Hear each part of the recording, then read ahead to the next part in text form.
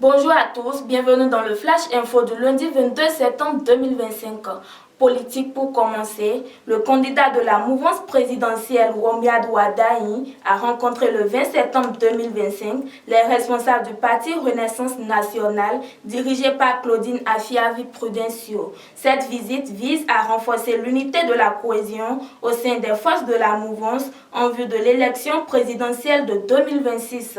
Les échanges ont porté sur les enjeux de gouvernance, la construction d'un programme commun et la stratégie politique à adopter. Cette rencontre s'inscrit dans une série de concertations destinées à consolider une plateforme commune autour de la candidature de Wadahi. Restons toujours en politique pour dire qu'à Boycon, Dr Janvier Aglissi, ancien membre du bloc républicain, a officiellement rejoint le parti L'aide démocrate le 20 septembre 2025. Son adhésion a suscité un fort engouement au sein de la jeunesse, des sages et des femmes de Sodoromé. Il affirme ainsi son engagement pour un développement inclusif et une meilleure représentativité des jeunes. Son entrée dans l'opposition est perçue comme un tournant pouvant influencer les prochaines échéances électorales.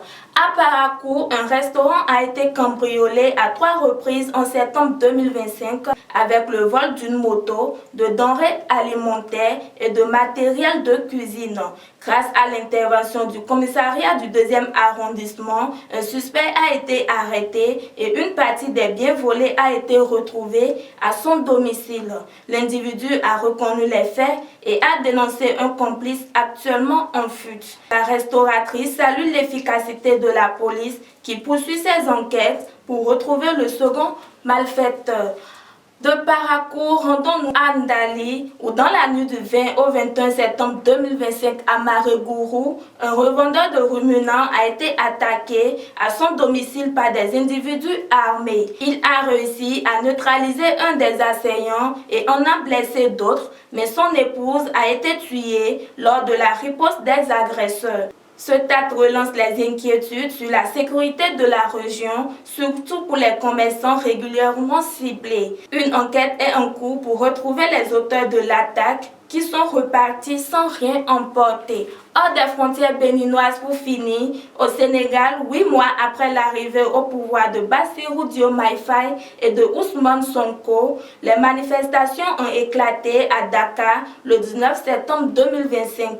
Les protestataires dénoncent un bilan jugé décevant et réclamant des changements promis mais non réalisés.